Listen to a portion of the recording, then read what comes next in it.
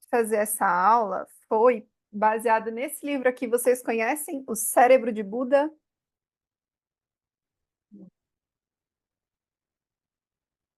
Não? Ninguém? Eu já ouvi falar, mas eu não li. Tá. É um livro muito legal, fala neurociência prática para a felicidade, né? Então, eu trouxe alguns conceitos do livro, mas eu estou costurando com alguns outros conceitos, porque o livro, na verdade, não é sobre yoga, ele é sobre budismo, mas ele traz muitas coisas interessantes para a gente pensar o yoga e para a gente pensar nessa relação do sofrimento, tá? Então, foi o livro que eu usei de base científica para construir essa aula que eu vou montar aqui. E isso é uma teoria minha, que a gente vai começar a aula aí. Eu acho que a gente sofre por três principais sentimentos. O primeiro deles é o medo. E eu queria que você escrevesse aí no seu papelzinho. Você não vai precisar falar para ninguém, é para você. Um ou dois maiores medos que você tem. Vamos lá. Pensa um pouquinho. Se precisar ser três, quatro, cinco, também pode. Mas pelo menos um. Aí, quando vocês terminarem, vocês me avisam.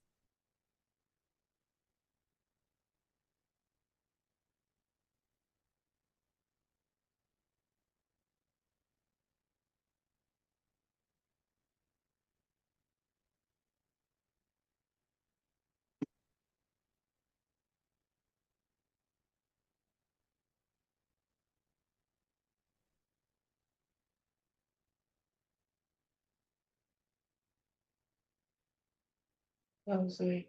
Se tiver. Carolzinha foi? Tá escrevendo ainda? Uhum. Oi. Foi. Vicky, Uhum. Nath, Já também. legal. Alguém se arrisca a falar qual é um outro sentimento que vocês acham que é a principal, das principais causas dos nossos sofrimentos? Ah, eu acho que é ansiedade.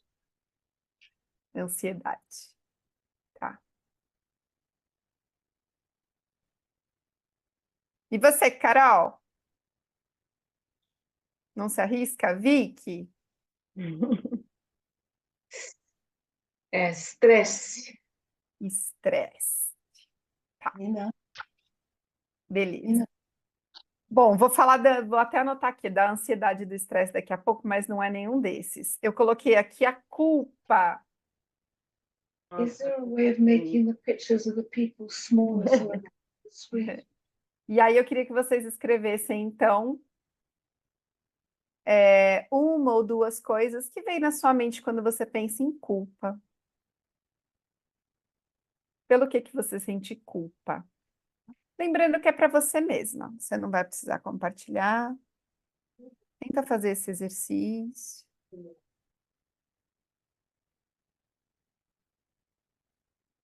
Or would I go to mute it here?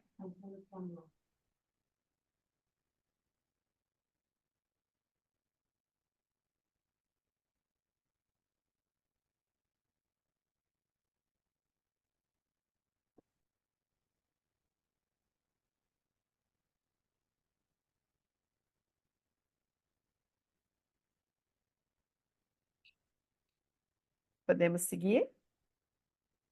Como é que tá aí? Vão me orientando. Se precisar, eu espero mais.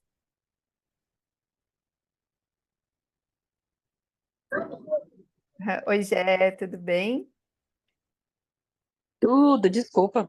Imagina, lindona, papel na mão. A gente começou escrevendo um ou dois medos que a gente tem, e agora a gente está escrevendo uma ou duas culpas que a gente tem.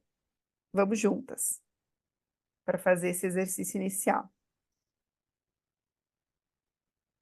E o terceiro, vou se dar seguimento aqui, vão escrevendo aí no tempo de vocês. E a terceira coisa que eu vou trazer como principal raiz do sofrimento, apego. Escreve aí o que você não vive sem.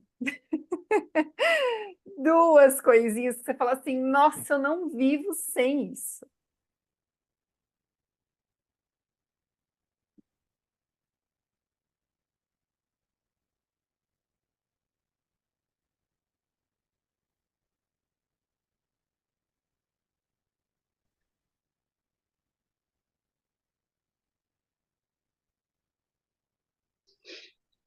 I can't put it back on again. It's back on again. Vicky, tá tudo bem? Você tá me vendo aí? Eu tô te vendo e tô te ouvindo. Ah, então tá bom. Não, a Nina estava ajustando uma coisa para mim, mas Tá bom. eu tive Às que vezes travou, às vezes não. Não, eu estava te ouvindo. Uma coisa Tá bom. que eu não vivo sem. Isso.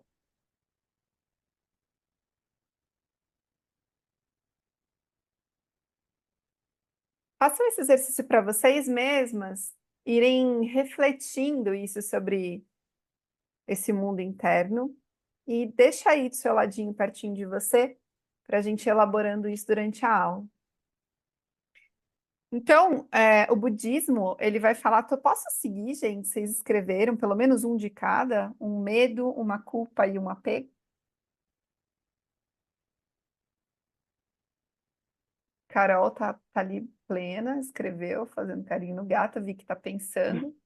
Não, o gato veio deitar exatamente no braço que eu estou escrevendo. Ah, mas eles Escrito são assim, alguma eles deitam no coisa. teclado que a gente está escrevendo. Ele deitou de comprido em cima do meu braço. Assim. Tá ótimo, consegui escrever. Então, eu vou seguir, meninas. Vocês estão quietinhas aí. Nath, Já. Jéssica. Então, eu trouxe esses conceitos, né, baseados no yoga, no budismo e em conhecimentos de espiritualidade que eu venho estudando, especialmente a culpa. O budismo, ele vai falar muito sobre o apego e a aversão. Por quê? Porque a gente está tentando o tempo todo evitar aquilo que a gente tem medo e a gente está tentando o tempo todo não perder ou não mudar aquilo que a gente é apegado. Então, o budismo vai falar que o apego e a aversão são os dois principais sentimentos que geram sofrimento no ser humano. E aí eu vou falar um pouquinho de neurociência para a gente entender por que que a gente tem um cérebro com tanta tendência a ser ansioso, estressado. Isso é uma tendência natural. Então, muita gente, a maior parte das pessoas, acha que isso é uma coisa que não é natural, mas isso é muito natural, não só pelo esse mundo moderno que a gente vive, tá? Então, para falar de neurociência, eu trouxe essa citação que é: as principais atividades do cérebro fazem as transformações nele mesmo. Então, o cérebro é uma coisa que se retroalimenta. Tudo que ele vive, passa, sente, pensa, é o que se fortalece nele. Então, aqui a gente tem os neurônios, né? A gente tem tudo que acontece na nossa vida, no nosso corpo, acontece através de um caminho neuronal, tá? Tudo bem? Então, por exemplo, toda vez que eu vejo chocolate, eu tenho vontade de comer chocolate.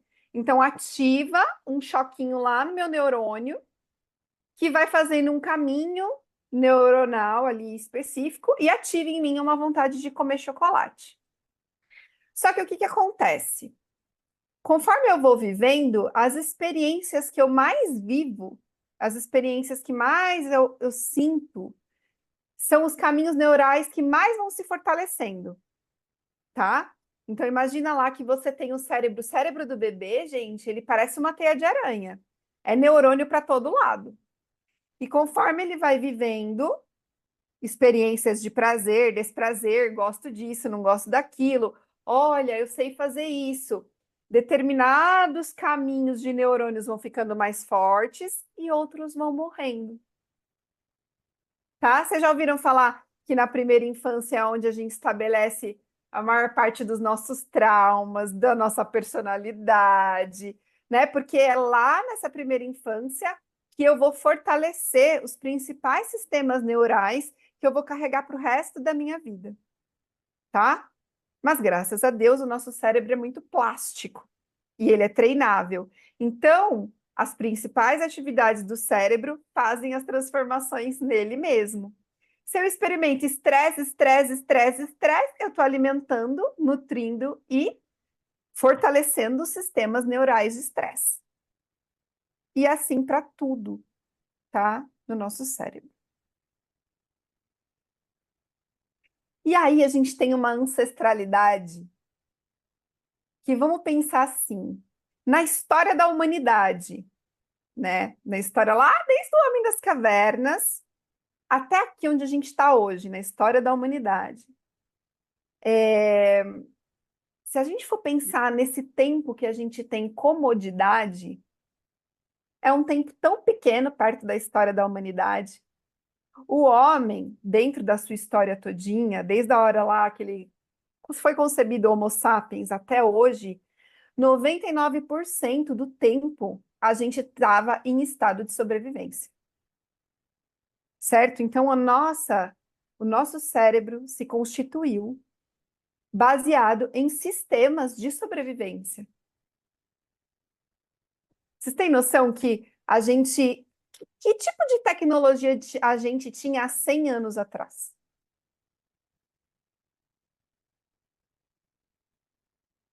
Né? Há 500 anos atrás, que é muito pouco na história da humanidade. Então, a gente tem uma história neuronal que a gente carrega geneticamente de um cérebro muito adaptado para a sobrevivência, tá? E o que que a sobrevivência fez? E aí o cérebro de Buda traz essas três coisas que é muito interessante. A primeira coisa que o homem precisou criar dentro da mente para sobreviver foi criar diferenciações.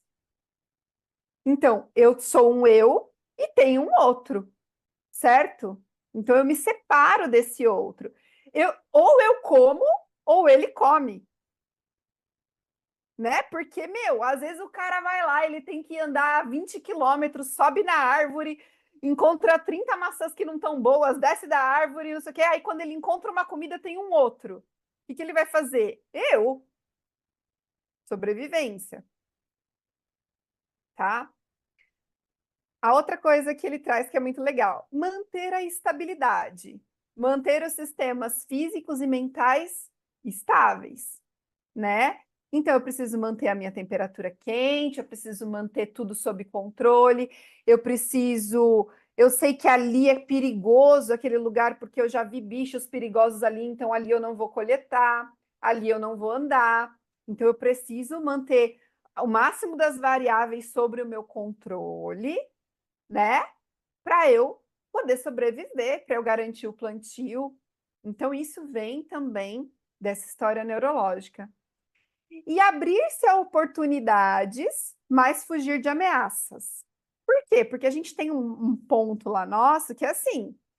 Já pensou se o homem não tivesse essa coisa de abrir-se para oportunidades? Então, ele está lá passando fome dentro da caverna, tem que ter alguma coisa que vem dentro e fala assim: meu Deus, eu preciso procurar algo para comer, ou eu preciso procurar uma parceira para casalar. Então, o cérebro também se desenvolveu a partir da dopamina, nessa necessidade de ficar buscando oportunidades para a gente ter mais, para a gente ter um parceiro, para a gente ter comida. Então, ele quer mais, mas ele também quer a estabilidade. Tá? Então, na história da neurociência, o nosso cérebro se desenvolveu desse jeito. Só que, vamos pensar, criar diferenciações, o eu e o outro, sendo que está tudo conectado, né? Então, se a gente parar para pensar, não existe diferenciação. A gente tá, todo mundo aqui vivendo uma experiência, aquilo que você fala hoje, amanhã talvez não é mais o que você pense, né? A situação às vezes não se aplica para você, mas às vezes se aplica. Então, a gente cria essa ilusão de desconexão, mas está tudo conectado. Não existe manter a estabilidade. Não existe. A vida flui. Tudo está sempre mudando. Então, assim, imagina como é que é isso, né, para o nosso cérebro, para o nosso sistema neural. Então, gente, não existe nada que fique igual para sempre. Todo emprego acaba, toda relação acaba, seja até pela morte de um ou de outro. Tudo muda. A inconstância, o budismo fala isso, né? O princípio da impermanência. Não existe constância. Isso é falso. E as oportunidades, elas vêm, muitas vezes a gente não aproveita e sente culpa, ou elas perdem o seu encanto. Muitas vezes, quantas vezes a gente cria uma fantasia na nossa cabeça sobre algo que a gente quer, quando a gente conquista é até legal, mas logo depois que a dopamina baixa, fica meio sem graça. Então, um ótimo exemplo disso é a paixão. Não existe paixão para sempre, né? Ou quando você começa num trabalho novo, que vai ser super empolgante e tal, aquilo tem um prazo. E as ameaças são inevitáveis. A gente não tem como fugir das ameaças. E as duas coisas principais que fazem a gente sofrer muito por a gente não conseguir fugir das ameaças é a doença e a morte. Inevitável. Seja dos outros ou seja a nossa própria, né? Então, foi um cérebro constituído para sobreviver neurologicamente, hormonalmente, né, dessa forma, mas a realidade não é essa. E a gente está o tempo todo tendo que lidar com a impermanência, com a contradição, com a morte, com a doença, com a perda, com aquela coisa que a gente achou que ia ser muito legal, e aí depois já passa um pouco, a gente sabe, tipo, comecei a academia, nossa, é super legal, e vai rolar, e pá, não sei o quê. Aí passa um mês, putz.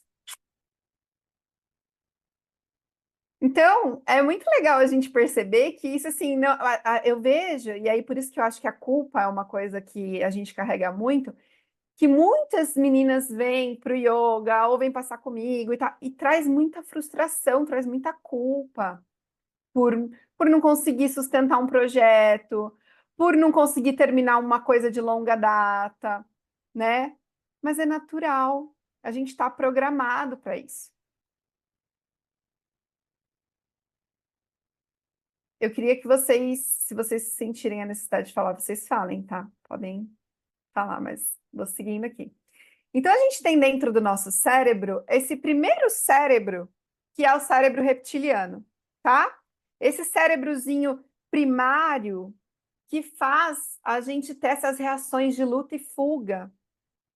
E aí o cérebro foi se desenvolvendo ali com o córtex mais desenvolvido, mas esse cérebro reptiliano, ele é o que vai regular esses hormônios e ser responsável por todas essas reações de luta e fuga que a gente tem aí, tá?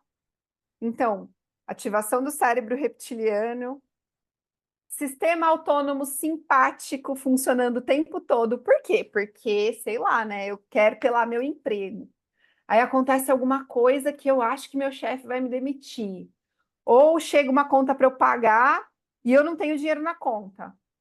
O que que vai acontecer? Cérebro reptiliano, sistema de alerta, sobrevivência, sistema simpático, hormônios de estresse, luta e fuga. O seu corpo vai liberar muita energia para ele conseguir reagir, tá? E aí a gente consegue relacionar também, meninas, olha que legal, com os chakras básicos.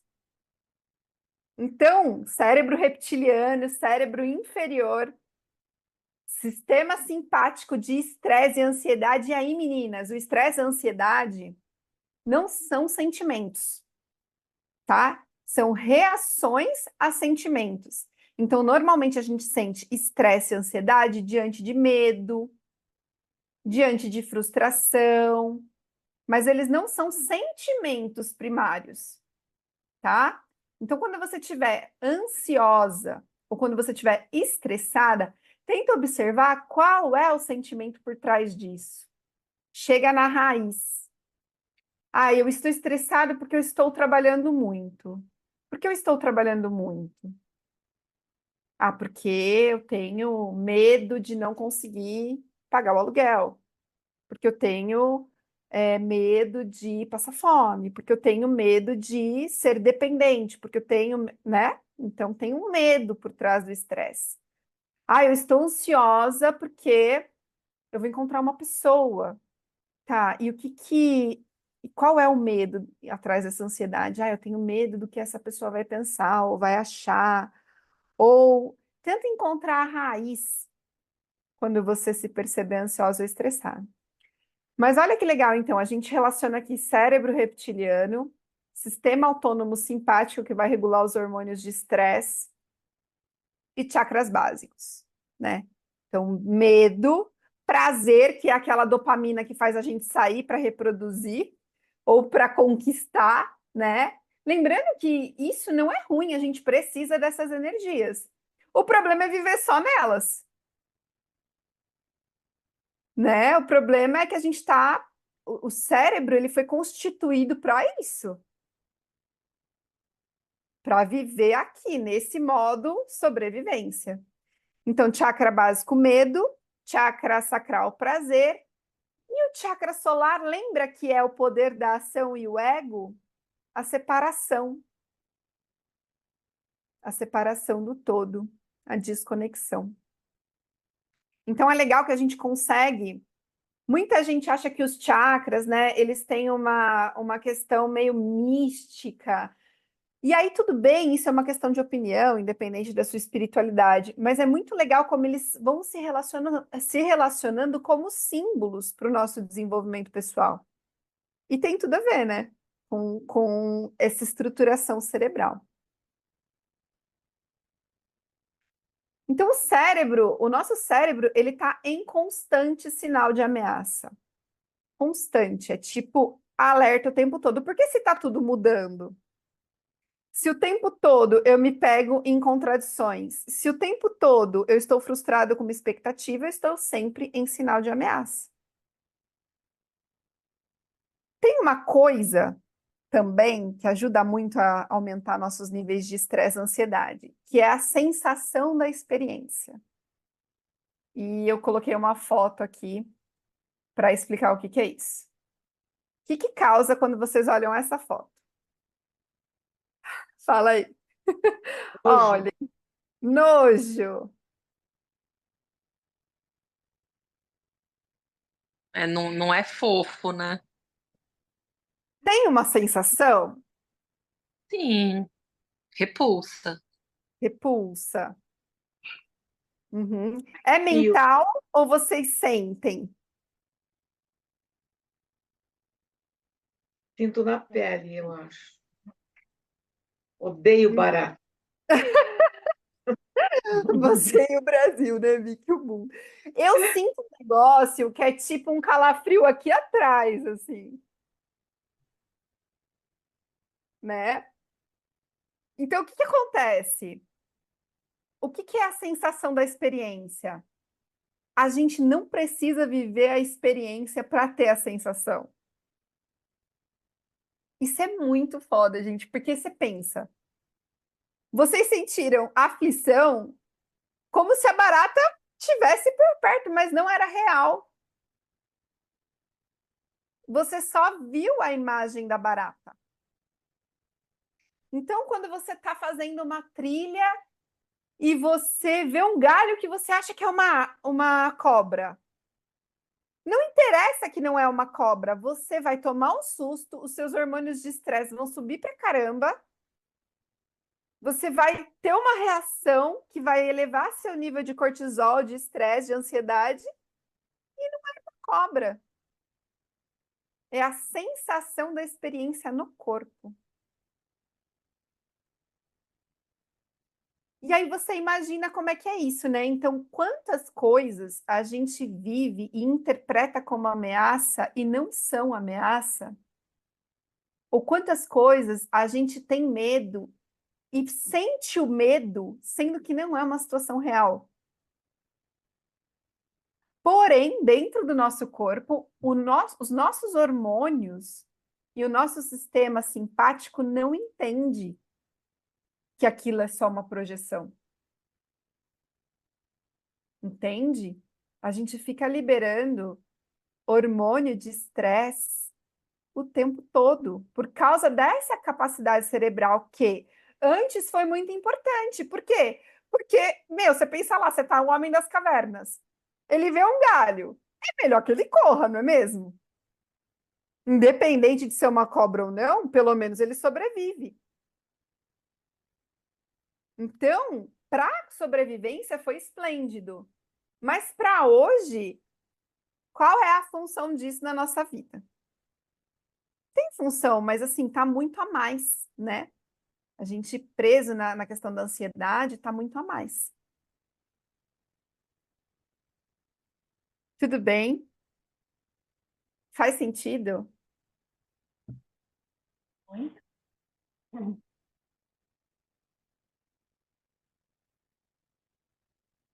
Outra coisa que o livro vai trazer, essa coisa da gente querer o inalcançável.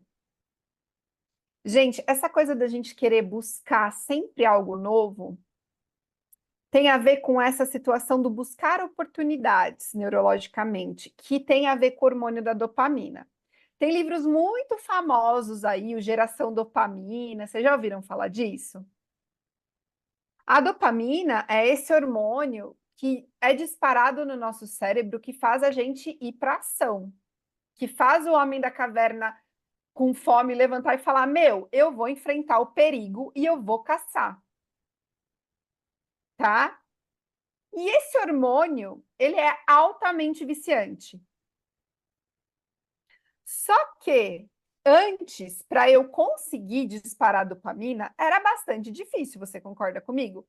A pessoa tinha que ter um processo ali e tal, passar fome, não sei o que, beleza, até chegar ao ponto dela não conseguir mais, aí ela vai para caça. Aí ela vai procurar um parceiro. Mas o que acontece nos dias de hoje, gente? Aí eu vou fazer um enlace com a vida moderna, trazendo aí os conceitos do livro do Geração Dopamina e tudo mais. Vocês têm noção de quais são os maiores liberadores de dopamina hoje em dia no nosso cérebro? Celular. Oi, Carol. Não. Celular. Celular, Rede social. rede social. E tem mais uma coisa que é muito foda. Comida. Ah, eu ia falar isso. Comida. Comida. Pela primeira vez, vamos viver a primeira década da humanidade que mais pessoas vão morrer de obesidade do que de fome. Pela primeira vez. Porque hoje a gente tem a comida a um clique da mão. E isso gera dopamina. Você fica querendo e você vai ficar querendo cada vez mais. Você posta uma foto e você quer curtidas. E você posta outra e você quer mais curtidas. E aí você abre o Instagram o tempo todo para ver a curtida, porque isso gera uma dopamina no seu cérebro. Você quer mais. E você quer mais. E você quer mais. Tá? Só que aí qual que é o problema disso? É prazer rápido, então é uma dopamina rápida, vem rápido e vai embora rapidão. E aí a gente está vivendo uma geração, gente, de jovens, que assim, tá muito difícil para os jovens concluírem processos. Muito.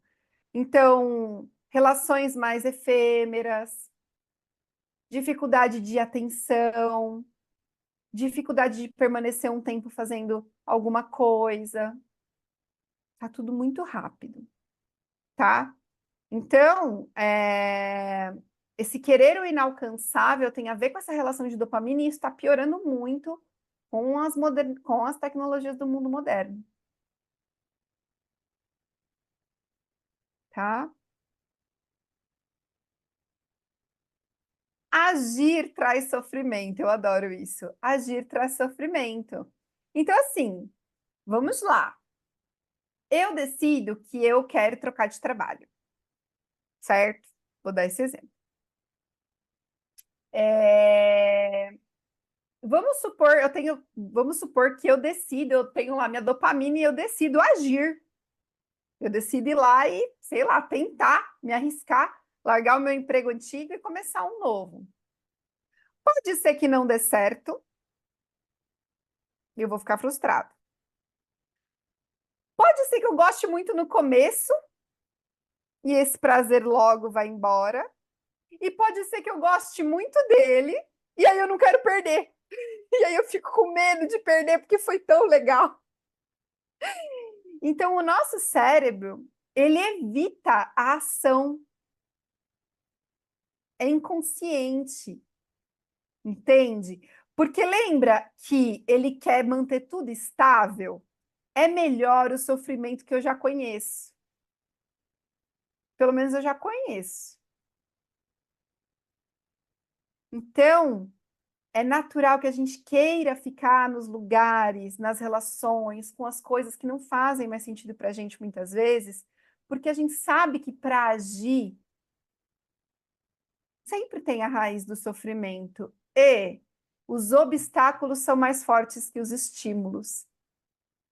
O nosso cérebro sabe disso, ancestralmente, né? Então, você imagina o quanto que um cara lá tinha que passar de fome, caçar e de perigos, para depois ele comer uma comida que daqui a pouco ele já estava com fome de novo. Então, o cérebro se desenvolveu para quê? Para ficar quieto. Não, não inventa, não vai. Tá tudo bem aqui.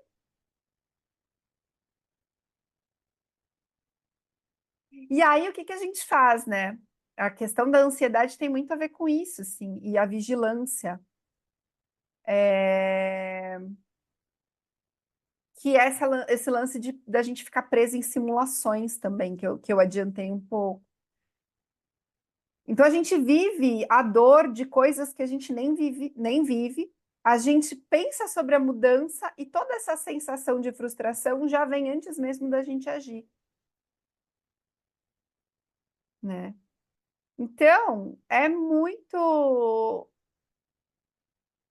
da natureza humana, a ansiedade, a dificuldade de mudança. E é legal a gente saber disso, gente, que a gente se perdoa mais, sabe? Se entende melhor, entende que faz parte do processo.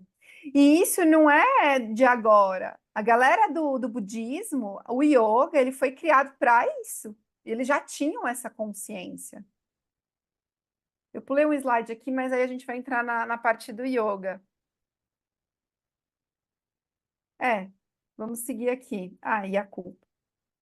Então, a questão do yoga e o budismo e essas metodologias orientais que a gente conhece já vem falando disso há muito tempo.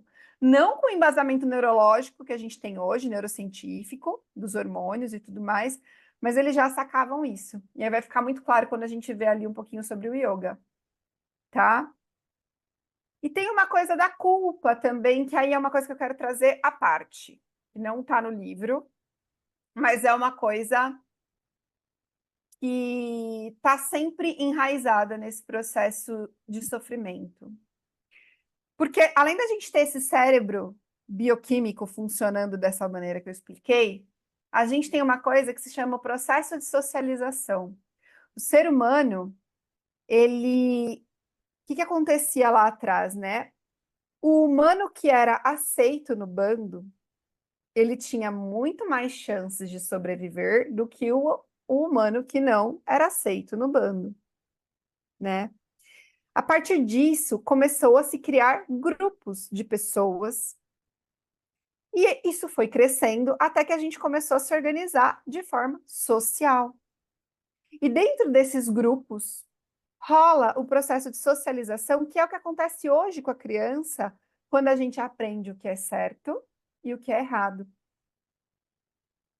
tá?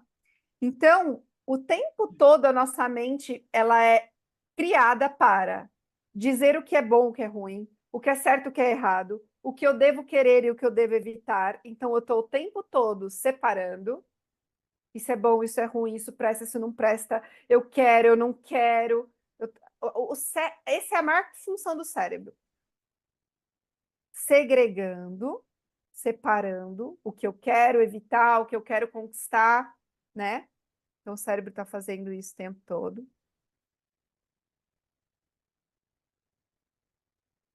Julgando. Então, quando alguém faz algo que eu acho errado, né? Eu julgo. E morrendo de medo de ser banida do bando. Então, a gente vive hoje movimento de massa.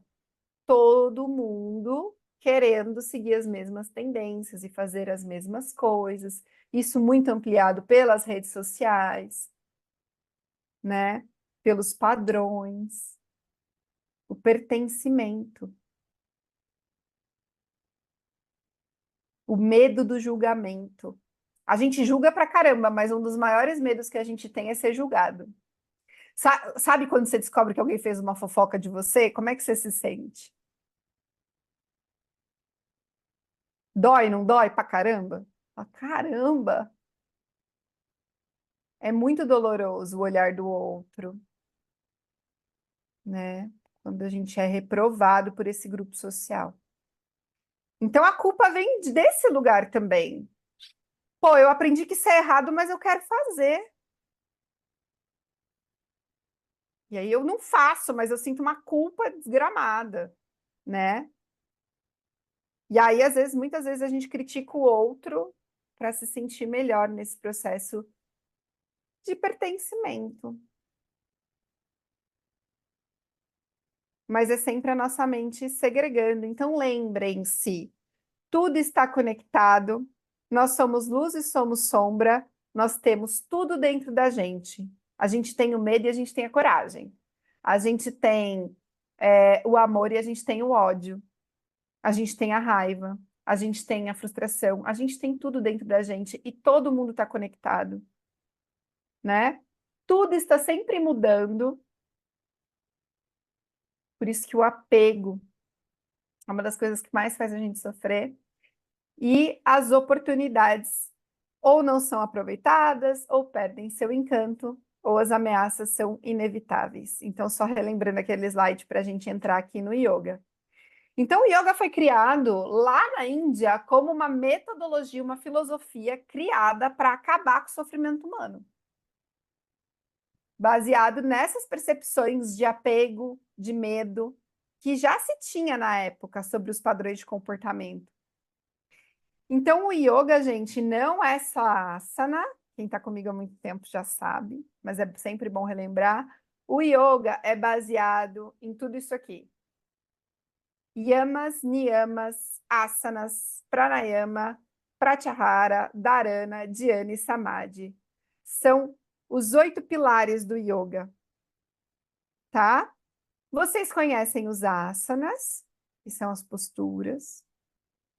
Vocês conhecem os pranayamas, que é o controle da respiração, que a gente também treina na aula. Pratyahara, só um minutinho. Pronto. Pratyahara é a abstenção dos sentidos. A gente treina na aula Pratyahara, né? Fechar os olhos, se conectar da pele para dentro, fazer movimentos bem sutis. A gente treina isso na meditação. Dharana, concentração. A gente treina quando a gente fixa o olhar num ponto. A gente treina quando a gente faz trataka. A gente treina quando a gente medita na respiração, tá? Dhyana e Samadhi são 2 pontos que têm mais a ver com esse processo de... Dhyana é quando a gente consegue, de fato, dissolver os pensamentos e não estar naquela função cerebral da mente inferior que faz tudo isso que eu falei até agora. Então, a mente é absorvida, né? Isso é dhyana. E Samadhi, dizem que é essa experiência onde você nem existe, né? Que é a iluminação, que é quando você se dissolve numa experiência onde você não sabe onde começa você e termina a outra coisa. Isso eu não vou poder ensinar, eu não me iluminei ainda. Nem isso, nem Diana, né? São coisas, assim, eu acho que é muito legal a gente saber disso, mas são coisas que os mestres ascensos, né? Enfim, estamos aqui na humanidade. E os yamas e niyamas são a disciplina do yoga. Eu vou falar mais delas mais para frente. Então, gente, o yoga, lembra? As principais atividades do cérebro fazem transformações nele mesmo. Se eu pratico asana, se eu pratico concentração, se eu pratico controle da respiração, se eu pratico yamas e niyamas. Por isso que yoga é uma prática, é um treinamento cerebral. Entende? É muito mais do que posturas. É a gente criar novos caminhos neurais baseados no sistema parasimpático, no sistema, a gente aprender a ligar o parasimpático, aprender a relaxar, aprender a entender que não tem nada aqui acontecendo agora. Sabe aquela coisa de deitar em shavasana e não tem nada acontecendo agora? Né? O pranayama eu coloquei aqui porque é o controle da respiração. Eu aprendo a ligar conscientemente o meu sistema parasimpático. A falar, mente, legal que você está me ajudando a sobreviver, bacana, mas agora nós vamos fazer outra coisa.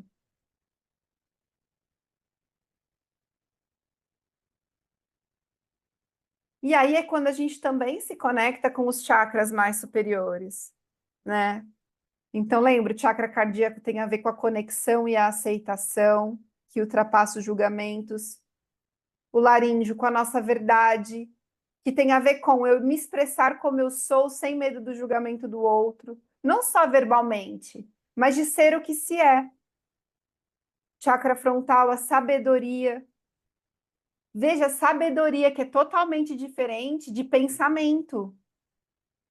Você ver a barata e sentir as coisas que você sente quando você vê a barata é o seu mental inferior, não é a sua sabedoria. A sabedoria é outra coisa, é um conhecimento que transcende essa mente que fica ocupada com os problemas. E o último chakra, que é o silêncio, o plano divino e a paz. Tá?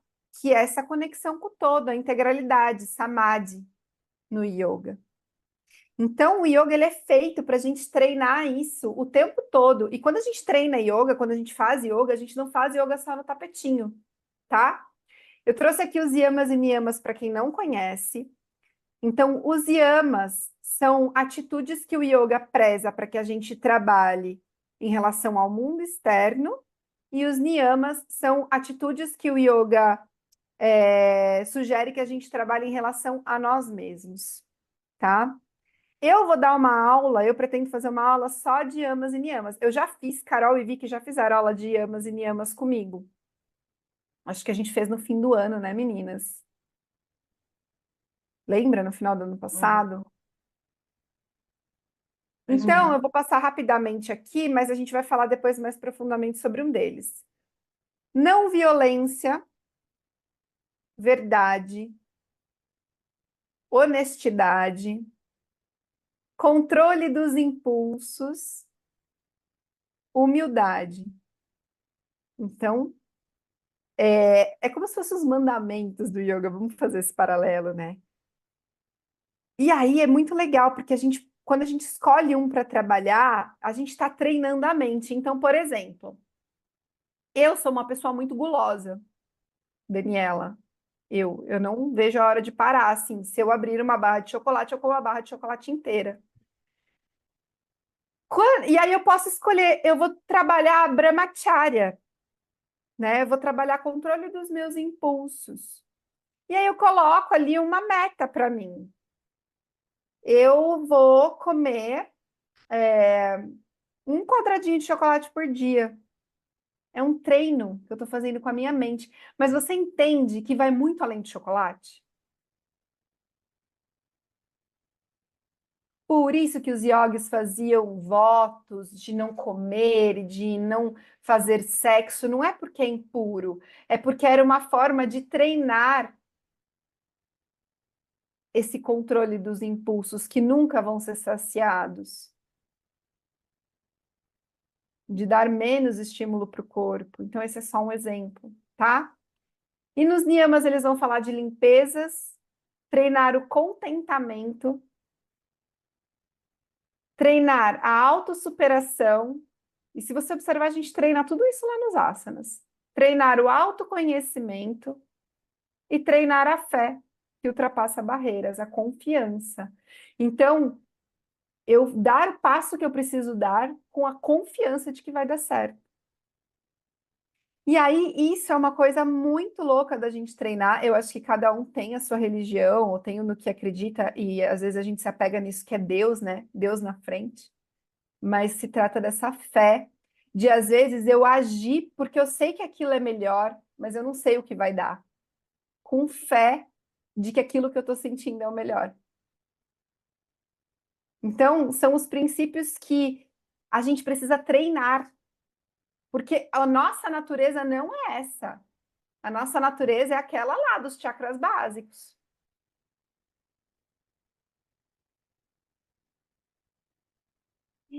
E aí, os asanas, essa frase é minha, eu achei muito legal. Os asanas. Gente, eu sou terapeuta ocupacional de formação, para quem não sabe.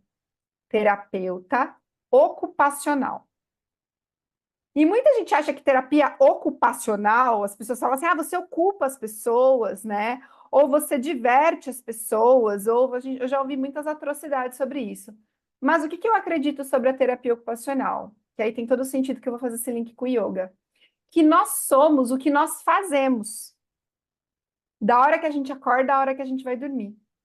Nós somos o que nós fazemos, como fazemos e por que fazemos. Não existe o eu, existe o eu em ação. Então, como você escova os seus dentes todos os dias? Como você toma o seu banho? Como você se alimenta? Como você se relaciona? Por que você faz o que você faz? Por que você trabalha com o que você trabalha? Isso é você. Então, quando a gente entende que a gente é o que a gente faz, os asanas se tornam os nossos melhores espelhos e os nossos melhores professores. Por quê? Porque nos asanas eu começo a observar, nossa, eu não gosto de fazer esforço. Nossa, eu não consigo relaxar. Nossa, quando eu faço uma coisa que é difícil para mim, eu fico muito frustrado. Nossa, quando eu fico frustrado, eu sinto isso aqui. Lembra? Autoconhecimento, Svadhyaya. Nossa, eu treinei várias vezes e eu consegui fazer. Autossuperação. Eu não estou afim de fazer os asanas hoje, mas eu vou na aula de yoga porque eu sei que é bom para mim. Fé inabalável.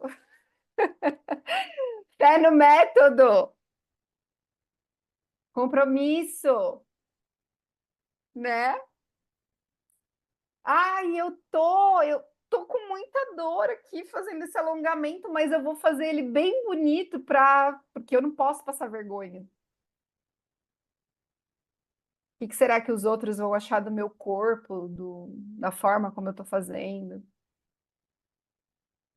Não, eu tenho que ir um pouco mais. Aí vai lá e se machuca, não violência. Então, os asanas, eles, se a gente fizer com consciência, minhas lindas, eles são os nossos melhores espelhos, os nossos melhores professores. O nosso corpo, geralmente, é isso. Tudo que a gente faz, os padrões se repetem.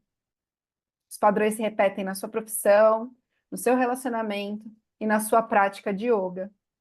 Então, venha para a prática de yoga como um laboratório para você se conhecer profundamente. E percebe como é que é para você fazer uma prática de yoga.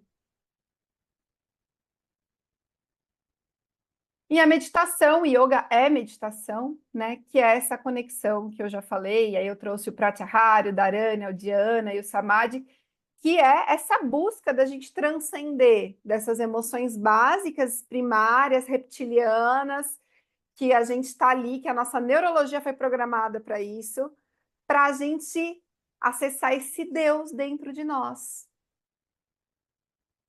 né? Para a gente.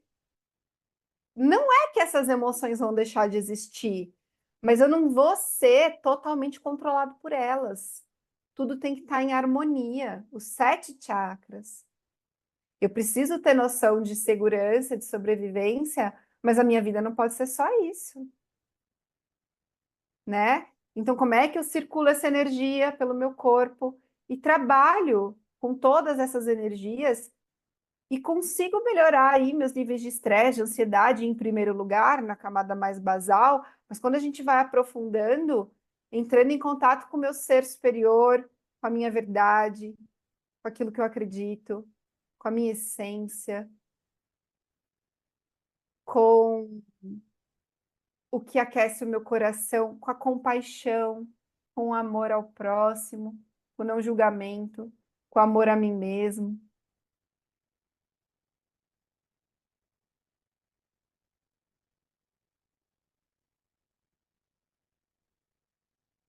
E é isso.